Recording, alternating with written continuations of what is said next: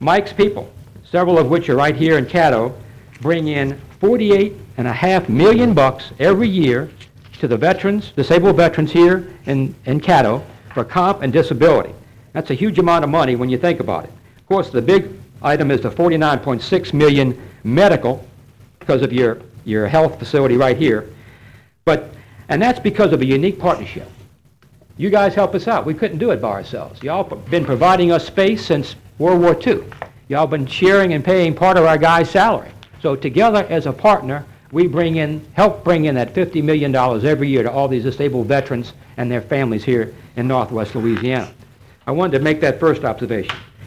Some other programs that we're doing that I just wanted to mention before I get into the why I'm here, and that is the Military Family Assistance. This is important because the 256 National Guard Brigade has been deployed, as you know, to Iraq. There's a unit here in Caddo, Bossier area. That's part of that 256. And the MFA, which we are responsible for, is a fund that gives money to reservists and guardsmen and their families when they get deployed. So we're going to leave you with one of these brochures today. If you know any guardsman, any reservist, or their family member, when they get deployed, has a hardship, call us up. We had a lady whose air conditioning went out, husband's overseas fighting in Iraq, didn't want to bother him with that, calls us. We arranged for an air conditioning man to come out and change out the AC unit. That's the MFA fund, and we were proud to say that we donated $200,000 of that money to bring back our boys and girls for one last trip home before they ship out to Iraq in about 3 weeks. So that's where your MFA goes. And it's also for the citizens out there, totally private donations from the citizenry, no public dollars. And on your checkoff, when you do your income tax in April, you can donate to that fund. So it's a great fund. Second program that I also wanted to mention briefly to you today, and this is something that Representative Jane Smith passed in the legislature. It's called La Vet Biz, and this is designed to help veteran and disabled veterans start their own businesses in Louisiana and go after government contracts, government procurement. And we have just kicked this off. There's a certification requirement, and if you have any vets out there who want to take advantage of that, Governor Jindal and the Division of Administration made a goal of nearly $100 million to go to disabled veterans and small businesses, and that's available to any veteran out there that wants to take advantage of it. Please tell them to get back to us. For the ladies, and I know Lindora asked me about the Women's Veteran Conference coming up in Alexandria on May 13th and 15th. I encourage any female veterans out there, and that's 15% of our vets today are ladies. Please encourage them to come on down to Alexandria on May the 13th and 15th. If you have any questions at all about our department, you should have a copy of our Veterans Benefits booklet.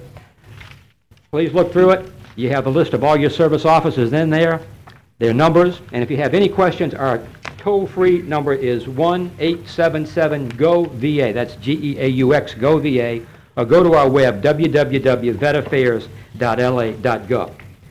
One last thing I forgot to mention before I get into the meat, and I won't take that much of your time, is our cemetery. And I know the history of the cemetery, and I know this great body donated that land down there at Keithville, and we appreciate all you did to get it going. We have with us today Martha Susla. Martha, would you stand up? Martha is our acting director. The regular guy's getting a colonoscopy today, Mr. I shouldn't have said that. He had a good excuse. Good excuse. But Martha kindly stepped to the plate. Thank you, Martha. And tell Mr. Kent I apologize for embarrassing him in front of everybody. But I'm right behind him because I'm next in about 2 weeks. I might even need one today after this. Who knows? Let's talk now about the war vets homes, okay? Since Governor Jindal appointed me to this job 2 years ago, I felt a duty and an obligation to come in and do everything I possibly could to run an excellent operation. I feel I've got some outstanding staff people who are working with me, and we have gone through to try to do everything we could to be more effective and be more efficient. You're all elected officials. You know the pressures on us with streamlining, with deficits, with budget problems. So we sat down. The first thing we did, we researched, and we found out that 2/3 of all the homes, veterans' homes across America, do not have the luxury of full-time doctors or full-time pharmacists. They just don't have them. And no, I repeat, no long-term care facility in the state of Louisiana has the luxury of a full-time medical director and a full-time pharmacist. We also have been doing our own research. In Jennings, in Southwest, for the past 5 years, we've had a premier facility that has had a contract physician on board for 5 years. 2 days a week, Dr. Lacombe comes out, sees our vets. 2 days a week, our nurse practitioner comes out and sees our vets. There's been absolutely no loss of coverage in that arrangement. Matter of fact, they are a 5-star Medicare-rated home. There's only a handful of those in the whole state of Louisiana. Also, we learned that VA will furnish 80% of our prescriptions for free to our veterans. And we have been doing that since 1982 at Jackson, outside Baton Rouge, and at Monroe. As a good administrator, I've got a duty to take advantage of that and extend that concept, that successful concept, to the rest of my 3 homes, which we're in the process of doing. So what we've come up with is what we call a redelivery of our doctor pharmacy services. Now, here in Caddo and Bossier area, we have decided to retain the existing medical director.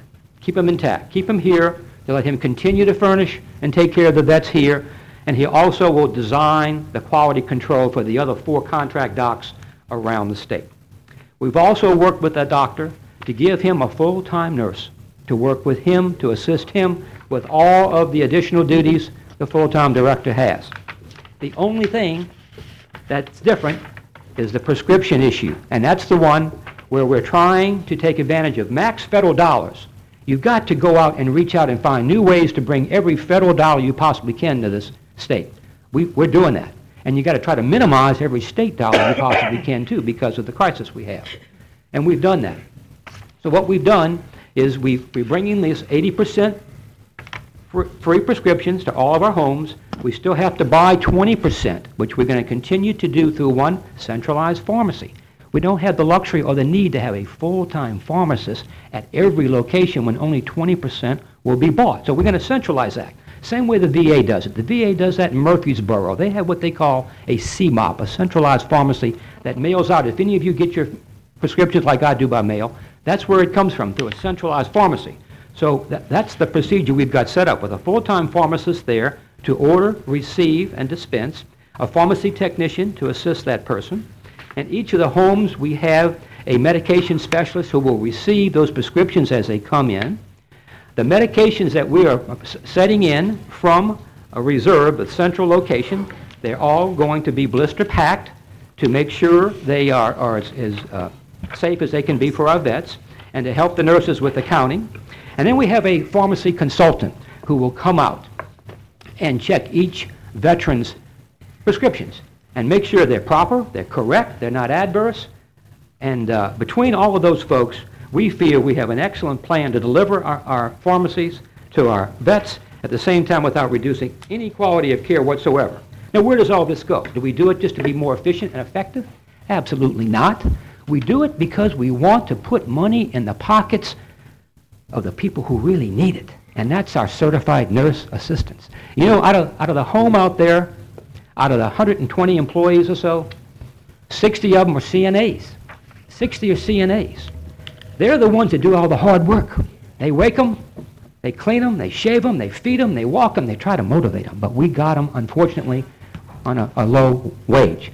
We have just, because of the savings we have created, gone before the Civil Service Commission, and we've been authorized, and we have already implemented it, a rate increase to level them off with other CNAs throughout the Bossier, Caddo Parish area. Our CNAs are now making $1.40 more per hour. And to a CNA, that means a lot.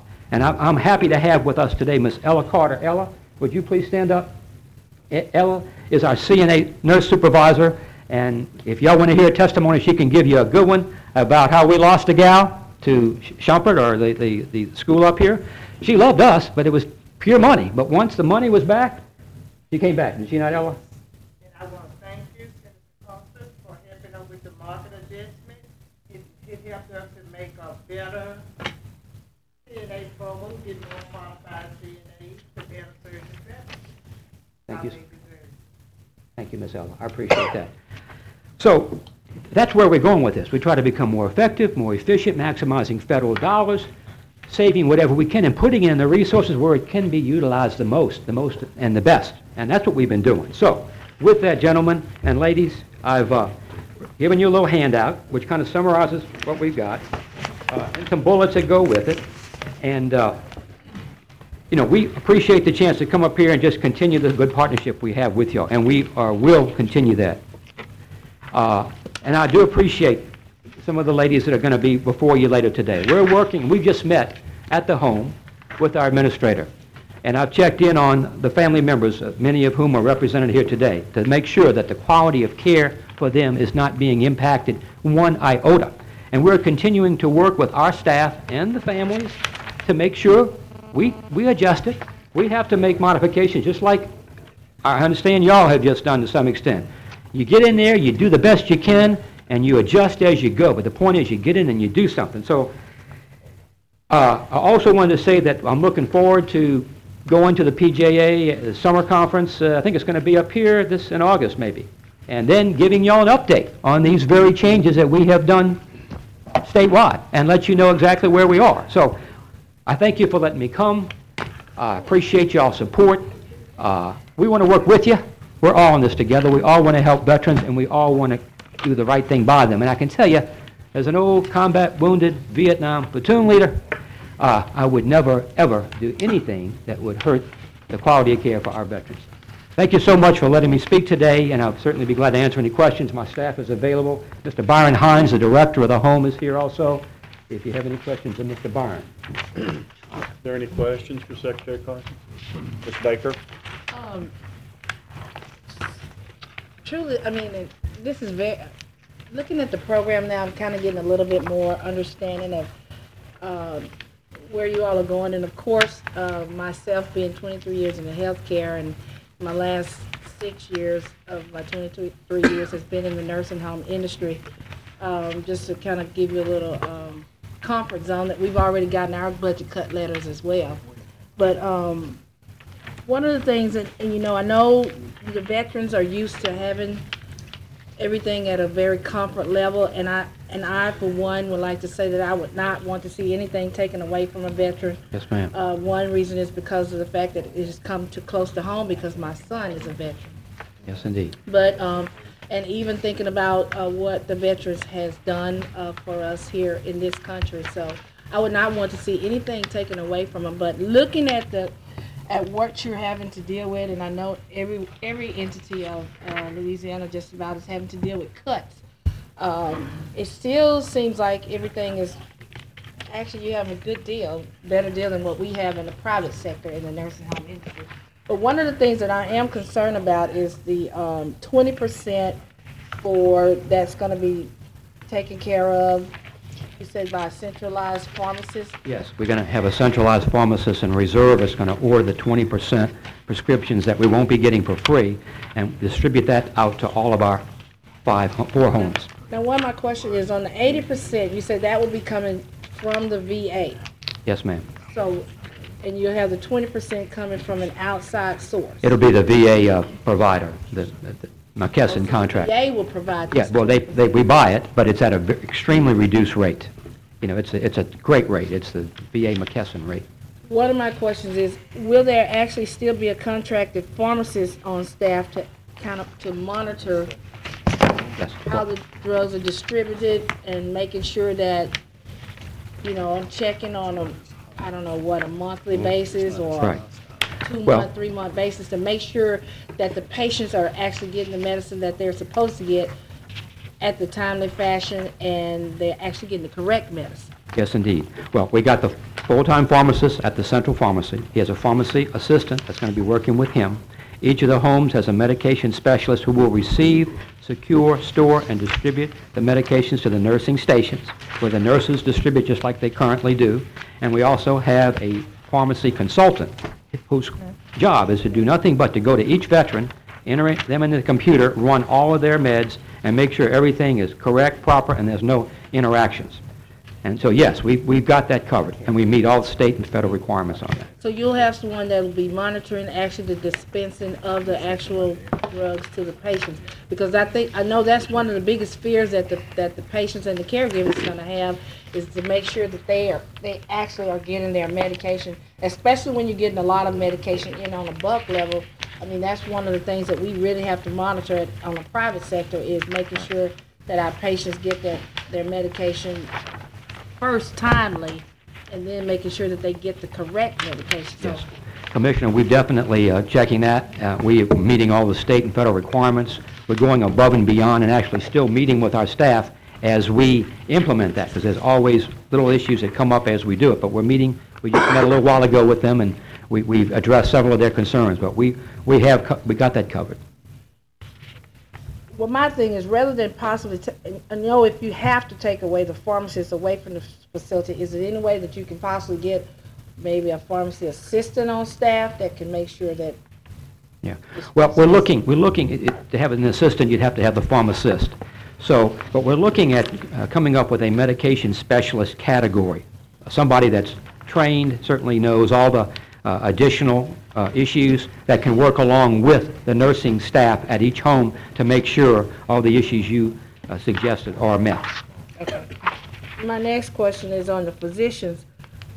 You're going to have Dr. Flanagan as the chief medical director. Are you going to still have contracted physicians? Not in Caddo, Bossier. No, only at the other 4 homes we have a contract physician. Only in your area will we retain and keep Dr. Flanagan. So Dr. Flanagan will be doing all the admitting and all of the actual making rounds on the patients? He has been and is continuing to do so right now, very successfully and so forth. Yes, he's maintained. He's still here, which was, we're glad to keep him, and we're glad to have him as an advisor for quality control for the other contract doctors. Now, you were saying, too, in your speech that Dr. Flanagan will also be monitoring the other 4... Well, only in the sense of making sure quality control, that the basic design is being implemented throughout. It's not like additional duties where he has to go there and look at each doctor or anything like that. No, that's merely since he's already here, he's on board, he knows the VA regs, make sure he has a good understanding of the overall quality control issues. My last question. What is the billing process at the VA, Bossier VA facility? What do you bill? VA, is it just VA benefits? Do you bill Medicare, Medicaid, or? Well, we bill Medicare. On a SNF, we have SNF beds, you know. We have lots of our vets who come in from the outside who need rehabilitation, or we have vets internally eventually have to go to a Medicare skilled nursing facility bed.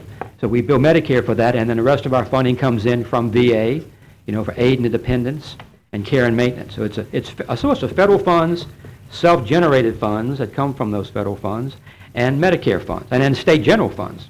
So our goal, and we don't have the chart with me today, but we have been dramatically improving our Medicare funds, which is what really keeps our homes going and alive and having the money to do the things that they want to do. So basically, you operate on a private sector level when you deal with the billing. Well, not on the private sector, but on Medicare, we've learned that that's where the private sector that can bill Medicare goes for the Medicare dollar, and we also are attempting to bring in as much Medicare revenue as we can also. Again, my whole point in the beginning about trying to maximize federal dollars. Got to go get them. Okay, that was all. Thank you, Mr. President. Thank you, Mr. Director. Commissioner Epperson? Secretary, what you presented to us here today, have you met with the individuals, the family members that have the concerns? I've met with them on several occasions. Yeah, I have not met with them. I have not met with them specifically on an alternative resolution today, but we have met and talked in the past, and I know they still got their concerns and issues, and I can understand that. You know, everybody's got a different approach to do things. But I'm the guy on the line, and I've got to make the decisions and make it happen. And what we're doing our best to work with them and talk to them and try to satisfy them everywhere we can. Thank you, Commissioner Epperson. Commissioner Cox? And first off, I admire you for serving your country and the job that you're doing now. But as you said when you came in here, you may have needed to go for your colonoscopy today instead of 2 weeks from now. Okay. First question, and sort of like a misdirection. You're getting information from Baton Rouge and Governor Jindal to change a system that's been in place, and you say you're on the line with these families. The gentleman behind you is the one that the families see, not you. So my question is, the changes that are being made to this year and in the budget next year, how's that going to affect these families? Well, I can tell you this, as we become more efficient, as we become more effective, look, I'm one of the few state agencies that gave merits this past year, okay? So That has nothing to do with the health care of the people who are in that home. Merit raises don't mean nothing to me. The care of a veteran is why we're here today. And I strongly agree with you. And let me say, every time I can help my lowest paid people at least keep up with 3% every year, they need that desperately. And I try, especially where I can. Now, that's the challenge in the future, to keep our lowest paid people with at least enough money to work. But we feel the quality of care is not being impacted. That's the way we feel. We've analyzed it. We've researched it around the country. We've been doing it in Jennings. We've been doing it in Jackson and Monroe. We're comfortable with it. We feel we're not going to impact the veterans at all. And we are closely on top of it, watching it, monitoring it, and we're going to certainly report back to you as we go. But we're comfortable with it. The families came to us with concerns. That's why you're here today. And like I say, I appreciate you're taking out the time to come here today. But when they tell us that the proposed cuts and you're redoing things, it's going to improve the health care of the individuals that are at that home, and they don't think so. And when Mr. Everson just asked, have you talked to them? And you say, well, not personally. No, personally, I have talked to them several times. So we've met 3 or 4 times over the past 60 days. Okay. Families, wives. Okay. I know. Then my question is, Sir. If you have met with them over the last 60 days several times, Yes. why are they still coming to us afraid of the cuts that have been made and the cuts that will be made next year by our governor? Why are they still coming to us afraid of the health care that their loved ones are going to receive? Well, why have we not made it clear, a clear picture to them what's going on here?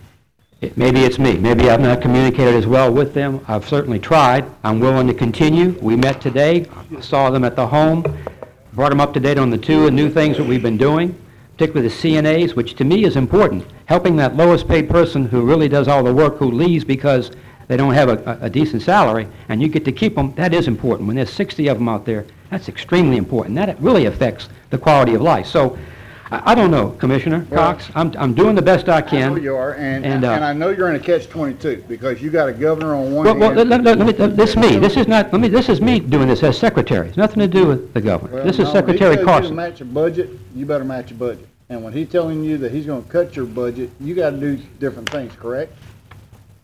No, I'm finding more ways to be more effective and efficient according to the Streamlining Commission, the Civil Service Commission, and we have. Here's a way right before you that will not hurt anybody. Why not take advantage of it to put money in the pockets of the gals that need it? If you say you're Ladies, doing the excuse best, I will actually commend you for that. But like you said earlier, we're the ones here that are working with the families. We're the ones here that are trying to represent the families. So there's 2 sides. There's 2 sides to every story. I'll be glad, again, and we meet monthly, by the way. Baton Rouge? No, no, indeed not. We meet right here at the home, and we have a complete list of all the family members come in and freely talk to Byron Hines. Byron just met. When did you meet with him recently, Byron? Last week. Okay, last week. So there is not. We are trying, sir. Believe me, I didn't we say are. you wasn't trying. No, we're trying very, very, very hard, is what I'm trying to tell you. We will continue to meet with them. We will continue to talk to Susan Duhan. We'll continue to talk to Miss Newton and Kathy LeBlanc and the 3 ladies that we are closely working with their husband and their father to make sure that the quality of care is never hurt for those men. And we feel we've helped out by getting a pay raise for those CNAs that really work with those men on a daily basis in very, very important ways. So that's kind of it in a nutshell. And this is my last comment. Before I ask, the families that are here, just by raising your hands, how many was in the last meeting that they performed? Okay. Okay. At our building, but anyway, no big deal. Okay, out of that meeting, just show of hands, no comments. How many were satisfied? Okay, sir, please turn around and look. Well, 2 out of 3. 2 out of 3. They got the doctor, they got the nurse, they just let us try the prescription thing. Let us try it out. Let's see what happens. All right, I would ask that the next time y'all have a meeting, call me. I'd like to sit in on it. And I will. I'd love to have you. I'd love to have up, sir. I will back you up. And you say, let's try it. Okay, we'll try it. But I'm also going to be in touch with these family members. Please do. I would invite all the commissioners to come on out. And I'd like to come back at some point to talk to you all about it. Thank you. Commissioner Lynn? Yes, Secretary Carson. Yes, sir. Is the LA Vet Biz and the MFA Fund, are those available to widows of veterans? Okay, La Vet Biz, you have to be a veteran-owned business or a disabled veteran-owned business. So a widow, I would think, would not qualify. What if the husband died in combat? That's something we would have to get an interpretation on through, I mean, it's not spelled out. And the statute's very simple and clear on veteran-owned and disabled veteran-owned. If there's a way we can bring a spouse in, spouse might be able to partner up with a veteran-owned business too. There's other ways. It just takes 51% ownership by a veteran. So a spouse of a vet, of a deceased vet, could partner up with a veteran friend of his, and they could join together as long as that veteran friend owned 51%. There's ways to deal with it. Partner up with a veteran and have that. That's right. Anyone could, but I'll have to check to see how the spouse. MFA Fund? MFA Fund, again, is available to any guardsmen or reservists or their family members if they have an emergency. So all these kids who got deployed this past week, and they're in up at Camp Shelby right now, and they're coming home to see mama and daddy and husbands and wives, they can call us at that number we've given you, or we'll give you one before we leave, and we will process any emergency claims that they have up to $10,000. But again, the question would be, what, a widow? A widow. Well, no, it's got to go to a reservist or a guardsman or their families. A widow of a reservist or a guardsman, she would be entitled to numerous amount of other benefits, particularly the legislature. But not these two. But not this right now. No, I don't believe the widow would. But if you have the widow contact us, we'll make sure all other state and federal benefits that are there, we will find out for her what she's entitled to, and we will look everywhere we can to see if we can help her. Thank you. Thank you, Mr. President. Thank you. Commissioner Lynch? My question was, how much was specifically cut from Caddo budget? Statewide, it was about $2 million gross, about $1.5 million net. For each home, you divide it out by 5. So up here would have been about, I don't have the exact figure, a couple of $100,000, $250,000, something like that. And the pharmacy position that's being eliminated, how much specifically was it for that position? Well, I don't know what the salary was, but I would be guessing. About $100,000, I would guess. Thank you. Welcome. Anyone else? Secretary Carson, thank you for your time. Thank you, Mr. President. We understand the tremendous burden you carry, and we wish you all the success in delivering high-quality health care to all of our veterans. Well, we won't let you down, I guarantee you that. If you Thank need us, please call us. Thank you. Thank you. All right, we'll move back onto our agenda. Do we have any agenda additions at this time? Ms. Baker? Yes, sir. Thank you, Mr. President. I would like to do an agenda addition, asking for the support of the top ladies of distinction and the top teens of America. We'll be celebrating Friday their annual celebration of the services that they do here in the community. I've worked with the top teens. The top teens are very... Hold up, we need to get facts. A resolution of support to bring up your business. It's been yeah. seconded by Mr. Cox. Thank you, Mr. Is it unanimous? Any exceptions? Fine. Okay, Proceed. thank you. State your resolution. My resolution is to give support to the top ladies of distinction and the top teens of America for their work that they're doing in the community. They will be having their annual recognition banquet Friday, and I would like to have them here Thursday, if we could, to give them that resolution in lieu of their services that they're doing here in the community. Second or motion to move that to Okay, Thursday. it's been seconded that we moved on Ms. Baker's resolution support those entities she just talked about Thursday. Is there any discussion on the motion? Vote on the motion when Ms. Samuels is ready. Ready?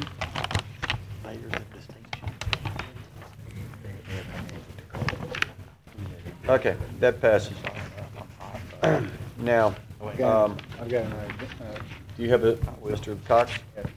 I'd like to make an addition to the report today for a committee to be done for next year's 2011 convention being held here in Caddo. Second.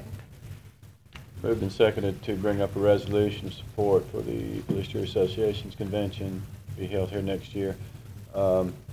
Any opposition to bringing this up? That's up unanimous. Would you like to repeat your motion now? Basically what it is, we need to start planning now since we have our own president, Carl Pearson, who is over the State Association.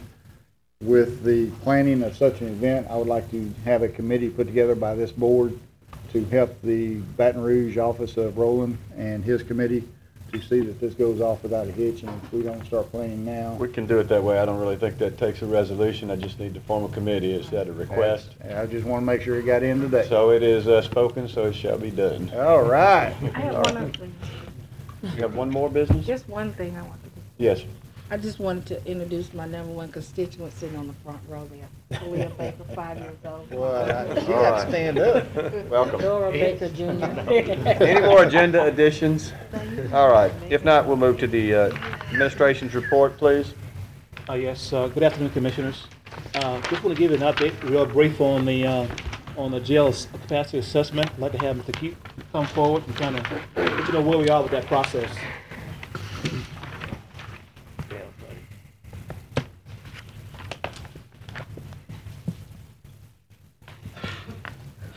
Good afternoon, Commissioners. Good afternoon. Grace and A. Bear Architects from Baton Rouge, they're the company that's doing the jail study. February 3rd, we had our first meeting, met at the jail site. Adam Fishbein from the company, they did a visual inspection of the jail and spoke to staff members and observed the facility, operations of the facility. They were given a complete set of drawings of the facility. The architect was given a tabulation of the average daily bed count by population type. The architect is currently processing information and are working on the draft document for your review. They will come before the commission whenever they get that draft document and make a presentation and keep you informed what's going on. The process is supposed to take, the length of the study is about 90 days, which I guess be about the first part of May they should be finished with. Any questions? Thank you, Mr. McClung. Thank you. Ms. Lynch, I'm sorry.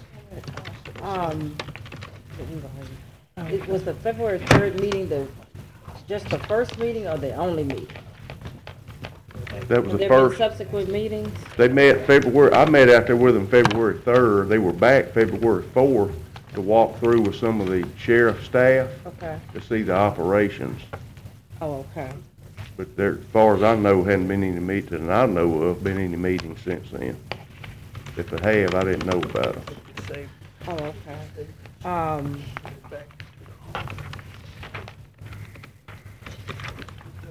Okay, thank you. Let me ask Woody, do we have that information on the average daily bed count by population type? Is that something that's provided to us as well? We get a weekly census report every week on how many inmates in the CCC. So we get that throughout the year round. Is it done by population type? Yes, ma'am. Okay, thank you. Thank you, Ms. McCullough. Could you give me the price of, what it's gonna cost to actually do that study? I've forgotten. Yeah. It's $30,000, ma'am. $30,000? Yes, ma'am, for the study. For the study, the 90-day study? For the capacity study. Oh, $37,825, and the sheriff put in $10,000 in that sum. So it costs us $27,000 for the parish. For the 90-day study? It will take 90 days, but for the study period, yes, ma'am. All right, thank you. Mr. Dominic. You just answered it. I want to make sure that you acknowledge that the sheriff was putting $10,000 up. Yes, he So did. you just answered that. Thank you. All right, Mr. Wilson? Yes, sir. The next update we have is from Mr. Henry. Here. Yes, we had a successful basketball tournament that we partnered with the city of Shreveport Spar. Just want Mr. Henry to give an update on how that went for the activities.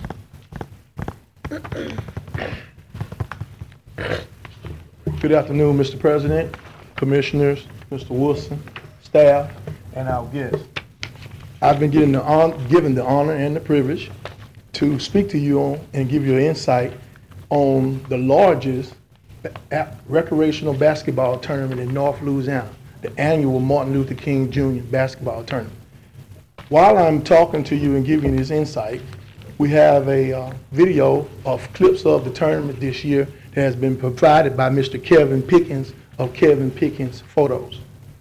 This annual tournament was started 22 years ago by Mr. Cleophas Banks, a community liaison officer. Music down, okay. was started by Mr. Cleophas Banks, a community liaison officer with the city of Shreveport and a former basketball star at Southern University in Baton Rouge. The tournament was designed to honor the legacy of Dr. Martin Luther King Jr. by uniting men and women of all ages, social, and ethnic backgrounds in an event that demonstrated the true spirit of competition and humility by donating canned, non-perishable food items to local food banks, which we still do every year. I was fortunate to be able to help Mr. Banks with the tournament for several years. And in 1993, when he decided to step down due to work and other obligations, he asked me to continue doing the tournament. And like a good son, I did like I was asked. Because anyone that knows Mr. Banks, he is the true definition of a community father. Oh, yeah. He has lately been sick, and I hope and pray that he has a quick recovery. While working for SPAR, I kept the tournament going, and in 1997, when I was hired by the Parish of Caddo, Mr. Raymond, my supervisor, allowed me to continue to work with SPAR to do the tournament. The tournament was the first joint recreational activity between our two departments and has led to several other recreational opportunities for our community, joint opportunities for our community. And it's one of the things that I use when we go to our state meetings, telling them in this economical time, this is what we have to do, join together to provide recreational activities for the people of our communities. This year's tournament was played on February 19th to the 21st. We had 8 different divisions in the tournament. One division, as you have seen in the photo, was a wheelchair division. We had 6 different teams from 5 different states. We had 16 recreational men league teams. Those are the old timers like me that can't let the dream go. We had 13 pro-ams, the young men that are still trying to make it to the pros if they possibly can, over to Europe. 4 Job Corps from 3 different states. Job Corps teams, you know, are the kids that are in the Job Corps program that are working and use their recreational outlets. So they had them to come through and enjoy themselves, which gave us a total of 39 adult teams. In the youth division, we had 36 teams from 4 different divisions that participated, which gave us a total of 75 teams in all in the tournament. Also, as you can see, not only was basketball was what we focused on, but we had a double Dutch group to come in and perform. We had a dance troupe that gave a performance in tribute to Mr. Michael Jackson, and also GSU, Grambling State University, drumline came and performed during the tournament. And it also provided an opportunity for several community mentor programs to recruit mentors to the program. So once again, the tournament reached out to the community and brought the community together for positive things. This is my report. At this time, do you have any questions or comments?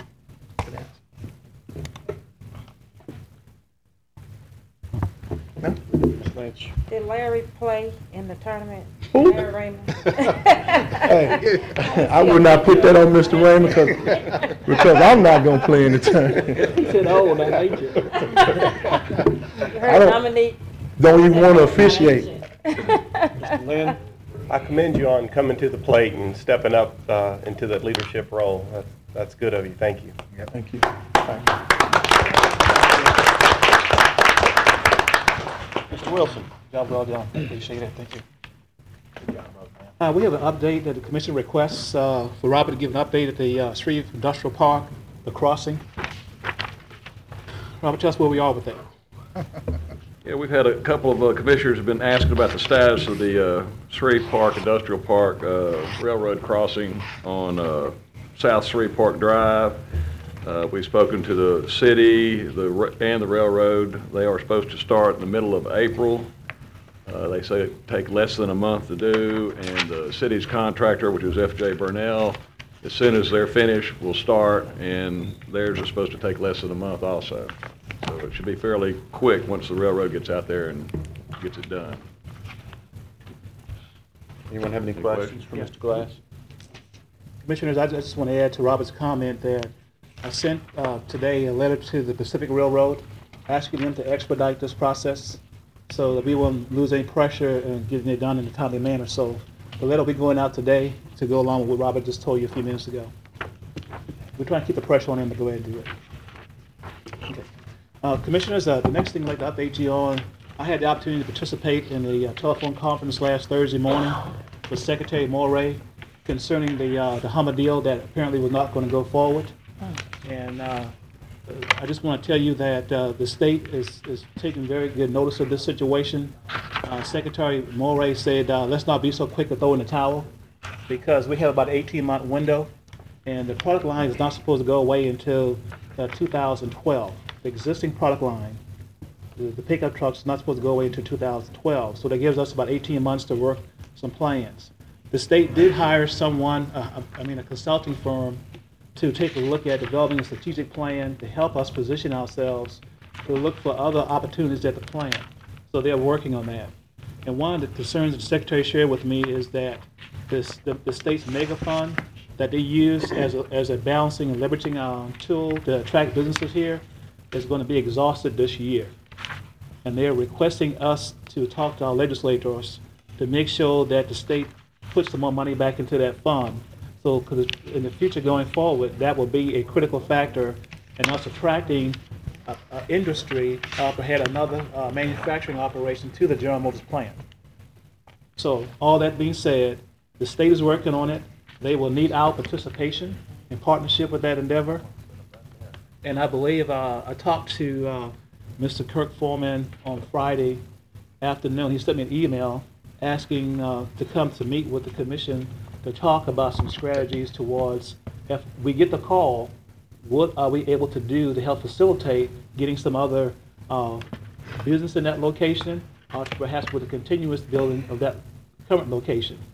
And one of the things that Secretary Moray talked about was General Motors is doing pretty good now with their new Cruise and their Volt car, that in Pennsylvania they have to go to a third line. So they're operating 24 hours a day producing that car, and perhaps there may be a willingness to redirect some of those capacities somewhere else, hopefully here at Shreveport. But one other thing too that you can take note of, that General Motors does not own the plant. Motors Liquidation Company owns the resources out there now. And General Motors is leasing from these folks. So they're the ones that are mandated by the federal government to go out and seek opportunities to get the plant back into the economic stream, just in case operations cease to exist at the current plant. So they're working with us, and they will continue to communicate with us, as well as you all, to talk about what we will do in the future to help make sure that plant is a viable entity in our community. So more to come. Thank you, Mr. Wilson. Ms. Lynch? Well, two things. One, I just want to make sure that Secretary Moray, that we get the same treatment that Northeast Louisiana has gotten from the mega fund. Yes, ma'am. And that's probably why they're broke. Because the majority of that money has gone to Northeast Louisiana for the chicken plant and State Farm and Beef Factory and, you know, several other closings and those type things over there. And the other thing, I know last year, I think it was last year at NACO, Commissioner Epperson had a meeting with other cities and counties that had GM plants, so I just want to make sure, I know that's in his district, that, you know, that we keep that at the front and he make sure he gets that information. So there may be some opportunities for us to continue those discussions and dialogues, how other counties or cities are dealing with the same issue that we're dealing with. Thank you. Thank you, Commissioner Lynch. Commissioner Epperson. I've contacted President Brown. I told her we need to focus on all entities within NACO that has the problem with those plants, and we need to have a caucus relative to that as the entire association. So hopefully she'll come up with something next week and during the summer. Thank you, Commissioner Epperson. Commissioner Cox. Changing gears, I didn't see Todd out here in the audience. I had some signs stolen on Chatelaine at Linwood, some no parking signs, and I need somebody to look into that. And on Watts Road, Mr. Dumache, I've got at 319 Watts Road, I've got some property standards at that location. And at Chatelaine and Linwood, I'd like for you to get with me to make a time that we can ride out there and take a look at some property standards.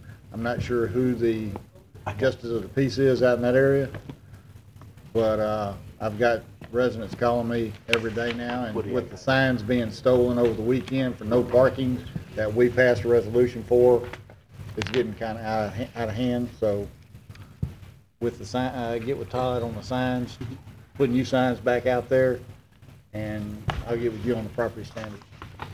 Thank you, Mr. President. I've got two more items, so I'll be done. Please.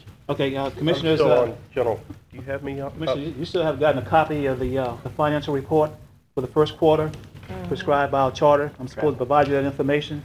If you have any questions, please let me know. We'll get you an explanation if you have a question.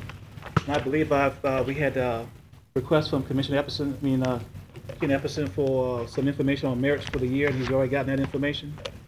And the last thing I have on my agenda is I'd like to introduce you to the president of the Louisiana State Police Jury Association, Lawyers Association, and that's Ms. Donna Frazier. She was elected this past weekend. Donna,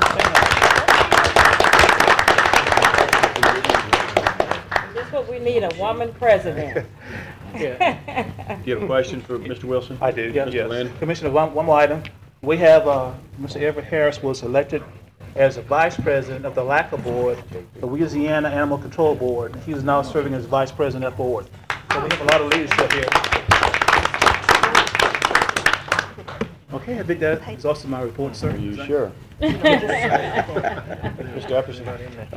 Mr. Demache, how are we on the cameras for the constables, code enforcement? We getting any requests?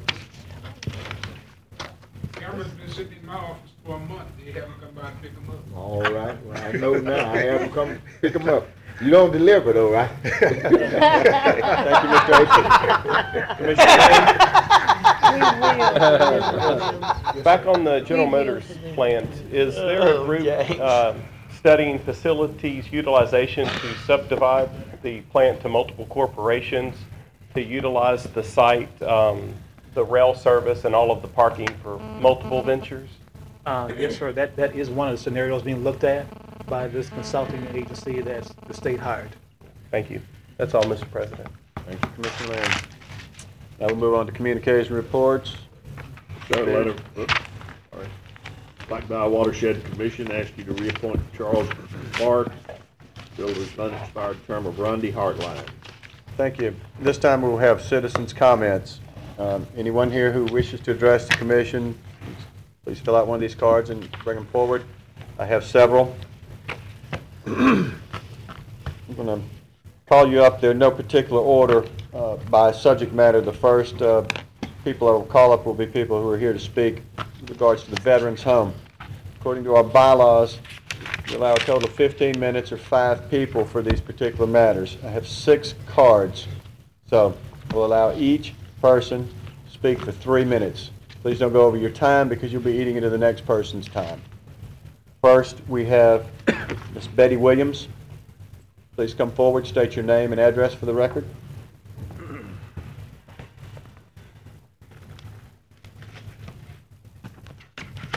Good afternoon. I'm Betty Couples Williams.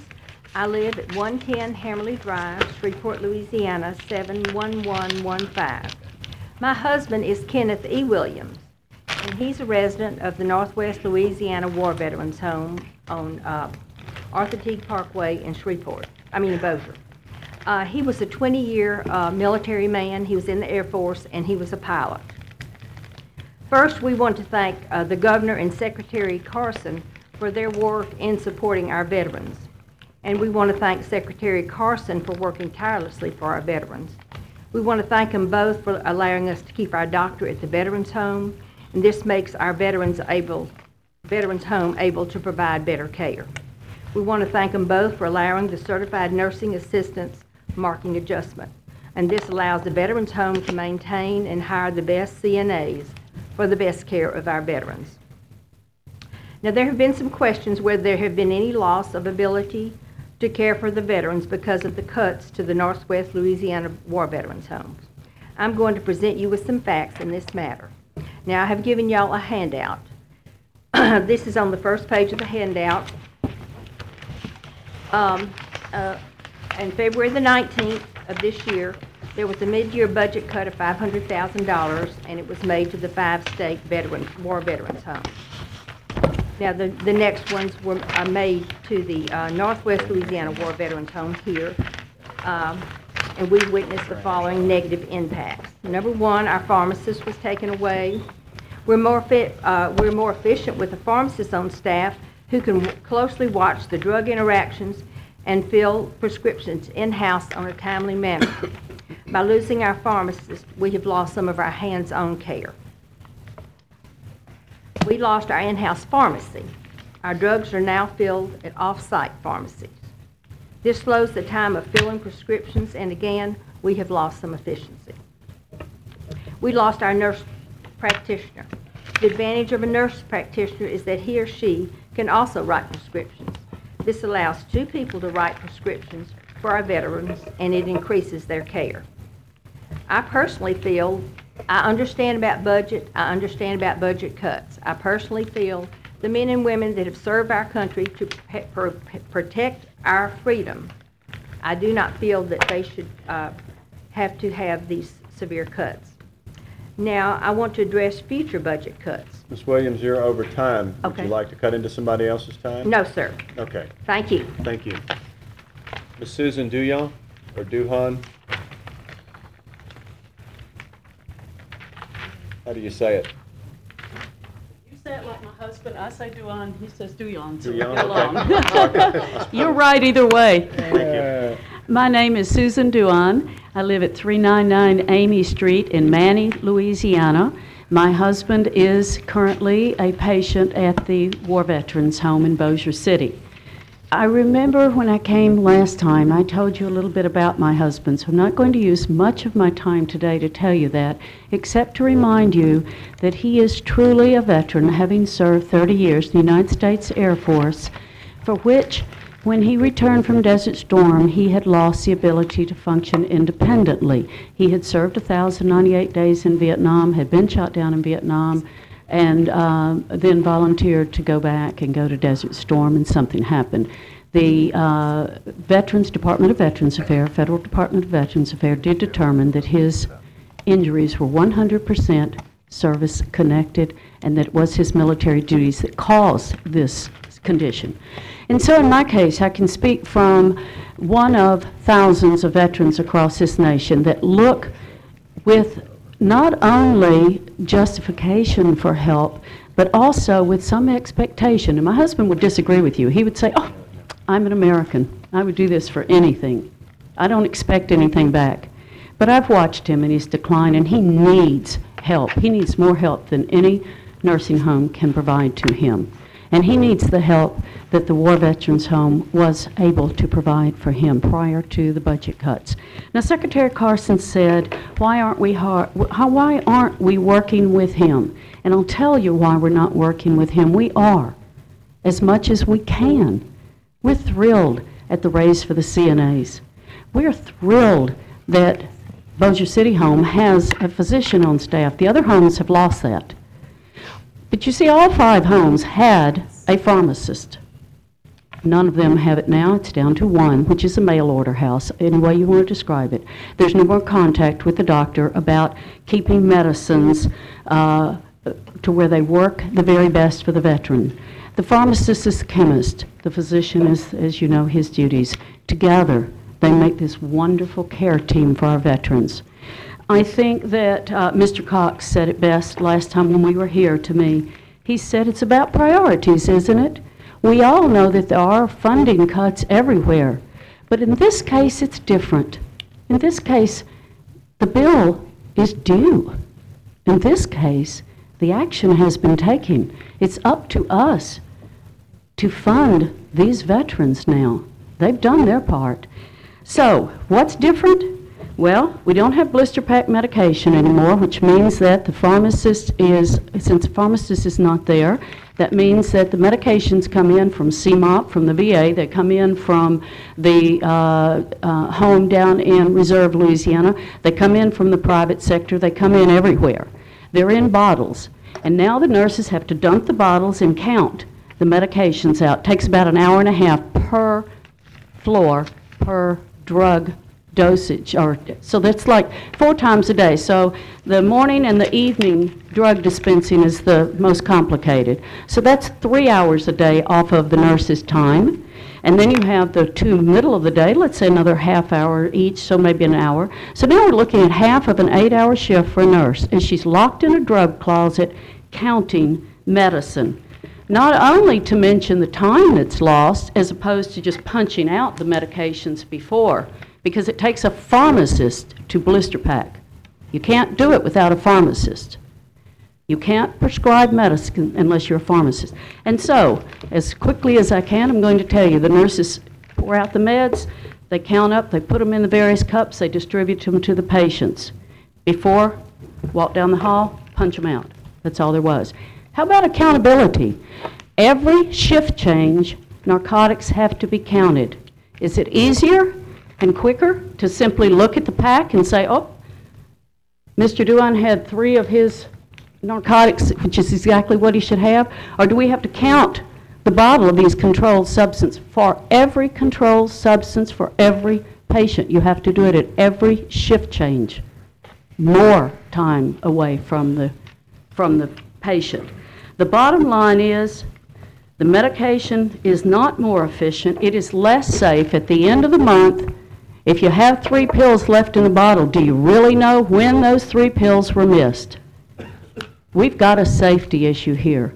We have nurses that are pulled off the floor to count medicine when the pharmacists used to do it. This is not the best system for our loved ones. Thank you, Mr. Hunt. Thank you. And by the way, one second. We do understand what Secretary Carson is telling us. We just don't agree. Thank you so much. Thank you. Mr. Byron Hines? He's gone? Okay. Kevin Poulter?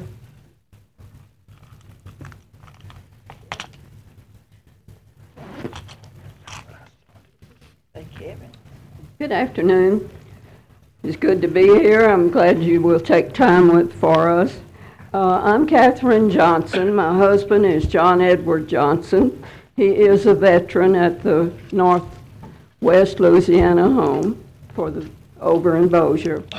He was a World War II veteran. He was with Patton in the Army, and he was a sniper. He had to do a lot of things that he did not want to do because he was a little country boy from Mississippi. And he had to kill people that he didn't want to do. But he is a very fine man, a very generous man, and he has suffered a stroke. And as a matter of fact, his second stroke, and he is partly paralyzed. And I feel that he should have all of the benefits that veterans should have, because if we had not had these veterans to go fight for us, we would be in a terrible state.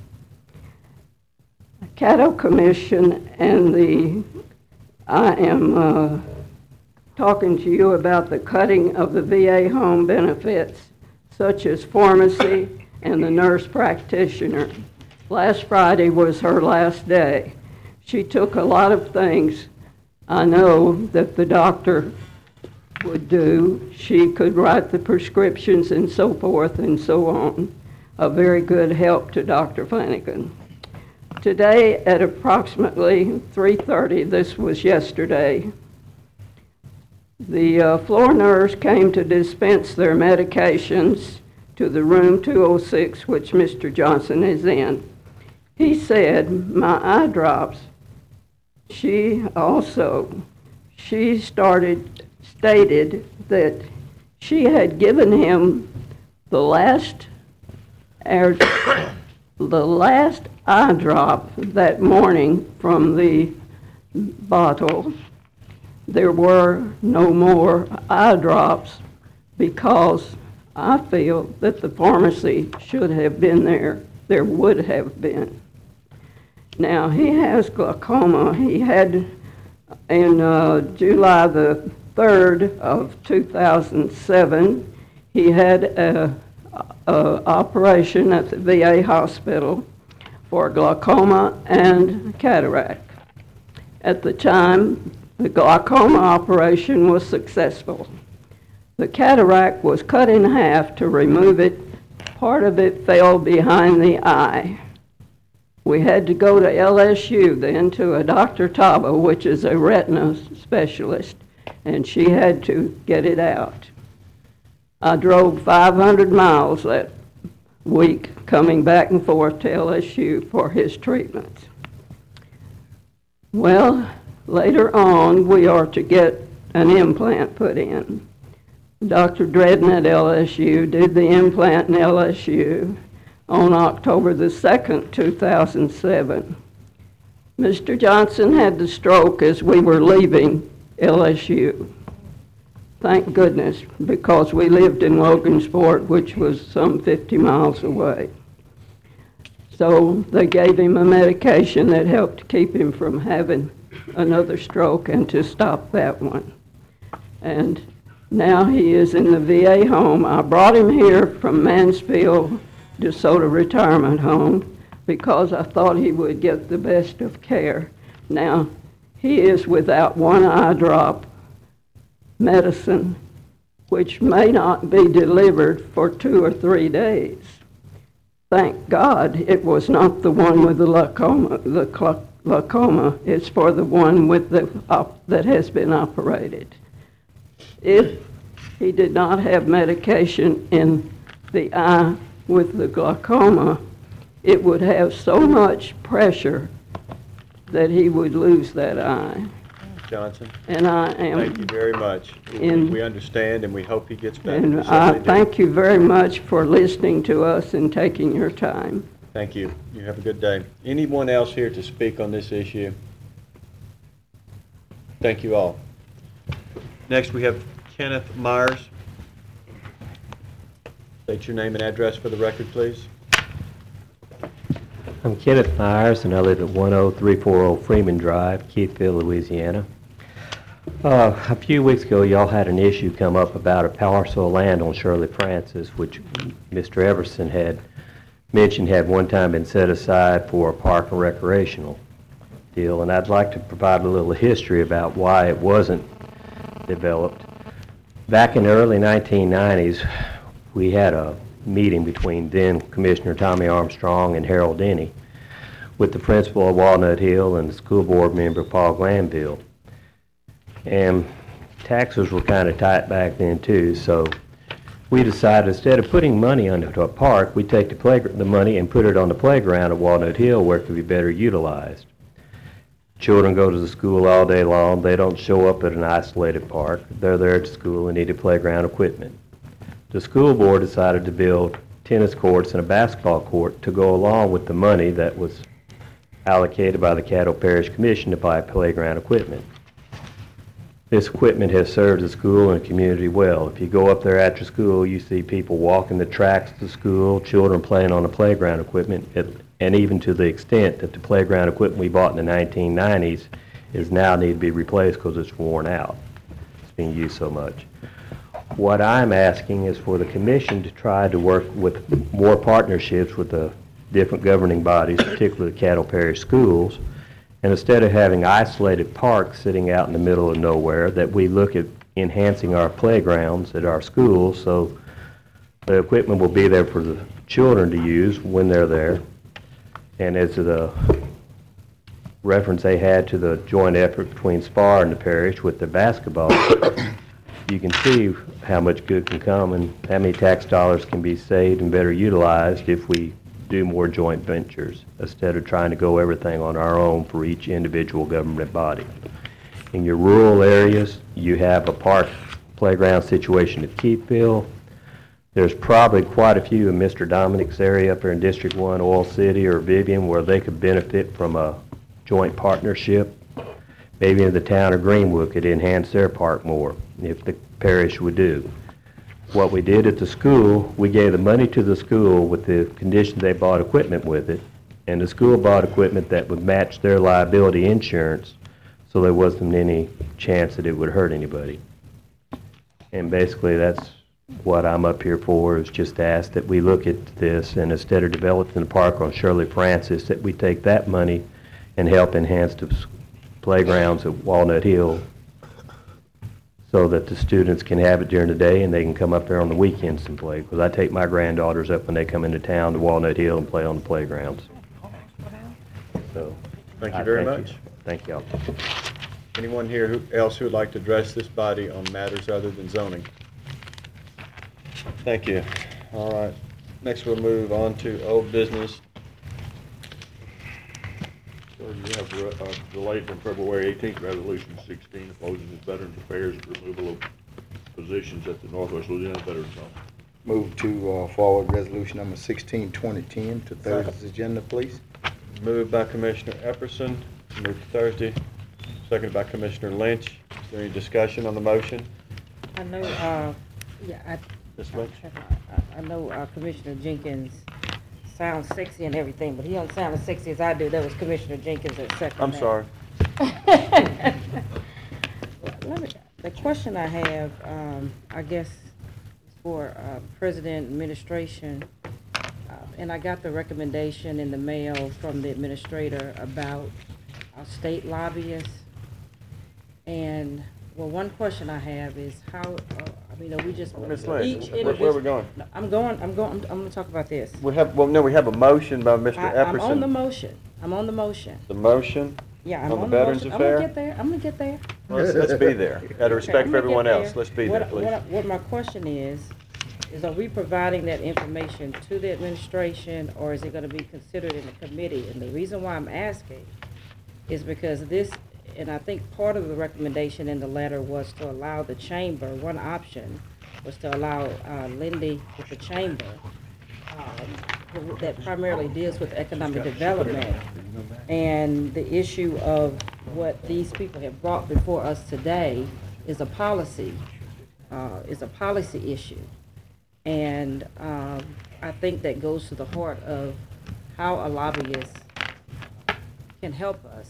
Okay, Ms. Lynch, in you're respectfully, you're out of order. So anyone want to speak on Mr. Epperson's motion? Point of information, point of order, Mr. President. I just want to reiterate it in conjunction with this motion that this is something. No, we cannot link motions. You have a question for the administration, that's fine. You can ask him privately or at the end of the meeting. I'll grant you some time if you'd like some time. Our opposition to having the removal of the position of physician assistant and pharmacist is a policy issue that I think if we had a state lobbyist that would be able to assist this body as well as our citizens in Baton Rouge at the hearing that's set to address this issue. And I just think that it's something that needs to be considered in light of issues such as this, and not just from an economic development standpoint. Thank you. Thank you, Ms. Lynch. Any other discussion on the motion? Please vote.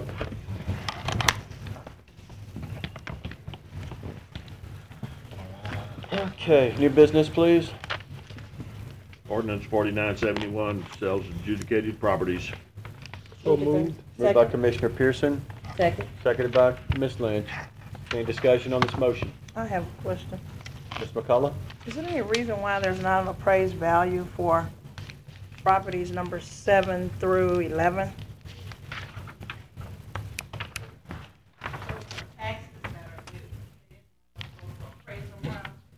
Hey, Carolyn, would you please come to the microphone?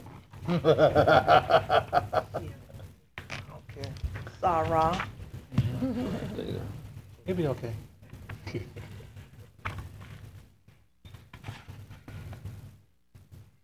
The reason that there's not an appraised value there is because they chose to go the tax route instead of the appraisal route.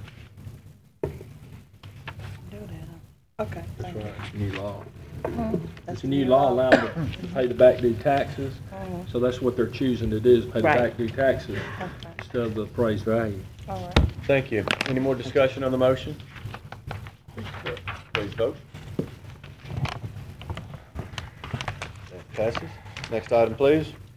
Resolution 18 allows the city to annex a tract of land. So moved. Moved by Commissioner Thibodeau, Second. seconded by Commissioner Baker. Any discussion on this motion? Commissioner Pearson? Where is it? Is that now? It's Oh, there you go, there you go. About a 100-acre tract of land between Flournoy Lucas and Ellaby Road. The road that goes off of Ellaby called Railsback. I've got a map if you'd like to look at it. Okay, it's contiguous and all that? Is it? Oh, yes, sir. I mean, it's Legal. they've already, it's a 100-acre tract of land, and Bayou Pierre basically crosses it right in the middle. It's already annexed the northern portion, and this is the southern portion. It's probably about 40 or 50 acres. Already developed? Yeah, there's nothing there right now. They're building a bridge, and there's no houses being built at this time. While they're doing it now. But what they're asking for is, we maintain Railsback Road, and a portion of that would be taken in also. But no houses, just the road. Lord have mercy. Thank you, Commissioner Pearson. Commissioner Lynch? I'm scared to ask a question. You know, You'd be out of order, huh? yeah, it might be out of order. Let me say this though before I ask my question. I did have my button on under communiques and reports. So, so Mr. President, let's just make sure we're making sure there's no commissioners up to speak. Let me ask you, I forgot what my question was on this tract of land. Was it contiguous? That's what Commissioner Pearson wanted. Okay, that was one question I wanted to know, and the other was, contiguous and Nothing is on it. just scratch it. Spot. I'm not. Spot. I'm not. It's senior moment. Mr. Thibodeau? I'm sorry. Yeah, I just wanted to say that this particular subdivision, which is now just being put together, had several stipulations put on it by the Metropolitan Planning Commission, and those stipulations will have to be followed as they move into the city, if the city in fact does annex it. And as it's in my district, and I would certainly prefer the city to have the expense of taking up the roads and all of the infrastructure that's going to be there, and not have the parish being concerned with that. Plus, we still are collecting parish taxes. So it's kind of like going to the restaurant, and that you own a restaurant and they pay you, but they don't order anything. So that's kind of a good program for the district, for the parish. Thank you, Commissioner Thibodeau. Commissioner Jenkins? I believe Commissioner Thibodeau was probably going into the area that I was trying to really get some understanding about. Do we have any idea what the city is planning on doing? Is this going to be a subdivision, a residential subdivision? Single-family residence. So how do the parish just get the Property tax. the property taxes? That still comes to the parish. Property taxes on the houses and such regardless. The difference when it goes into the city is we lose sales taxes. Right. Since there's no business. We still get it in the But end. there's currently no sales taxes coming anyway. Okay. I just want to see what advantage what's coming to the parish. We just don't have the expense. Thank you, sir. Commissioners, one other point too, Robert didn't mention about the bridge, the cost of the new bridge they got to put in, Robert. Right, I mean, they are building a bridge across Bayou Pierre, it's being built privately, and. $1 million, $2 million? Originally, about $1.5 million, and originally they were gonna try and get us to inspect it for them and such, but, you know, once we found out that they were having city water and sewer, the city would have been annexing it and eventually, anyway, as soon as they started building houses, so they decided to take the whole thing. Thank you, And Mr. Glass. one thing Mr. Thibodeau was talking about, that intersection on Ellaby Road and Railsback and Norris Ferry Road is already a problem, and it's gonna be a bigger problem. So, I mean, I'll agree with you on that. That's gonna be a problem But in the future. a bridge is gonna come off East Florida Lucas, which is gonna take some of the traffic away from, some of the new traffic away from that Norris Ferry area. Yeah. It's gonna be a problem. Commissioner Lynch? Who made the request for the annexation? That's what I couldn't think of a minute ago. Who made the request? Was it the I city or the assume, builder? Mr. Larkin, the developer. Developer, okay, thank you. Any other discussion? Vote to move to Thursday, please.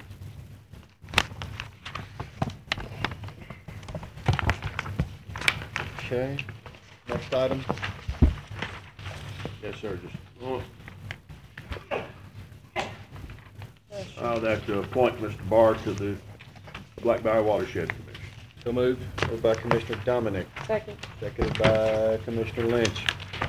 Any discussion on the motion? Not, please vote.